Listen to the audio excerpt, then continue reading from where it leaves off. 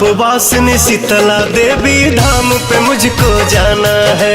प्रताप वासिनी शीतला देवी धाम पे मुझको जाना है।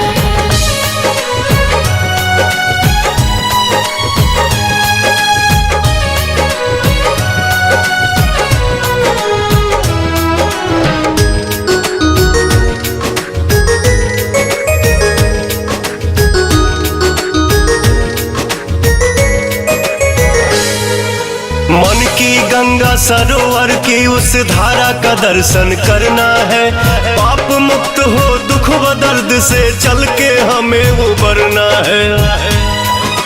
जय जय मां, जय जय मां। मन की गंगा सरोवर की उस धारा का दर्शन करना है। पाप मुक्त हो दुख व दर्द से चल के हमें उबरना है। माँ के दर्शन मात्र से अपना जन्म ये धन्य बनाना है। माँ के दर्शन मात्र से अपना जन्म ये धन्य बनाना है। प्रताप वासिनी शीतला देवी धाम पे मुझको जाना है। प्रताप वासिनी शीतला देवी धाम पे मुझको जाना है।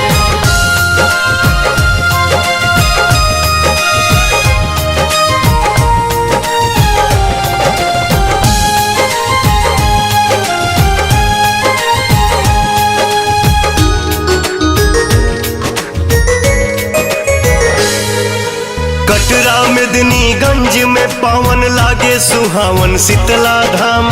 संगम भैया सेवक बन के भजन है गाते सुबह शाम। जय जय मां, जय जय मां। कटरा मेदिनीगंज में पावन लागे सुहावन शीतला धाम। संगम भैया सेवक बन के भजन है गाते सुबह शाम। पवन व प्यारे लाल को जाके भेंट में चुनर चढ़ाना है।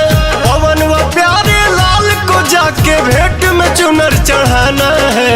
प्रताप वासिनी शीतला देवी धाम पे मुझको जाना है। प्रताप वासिनी शीतला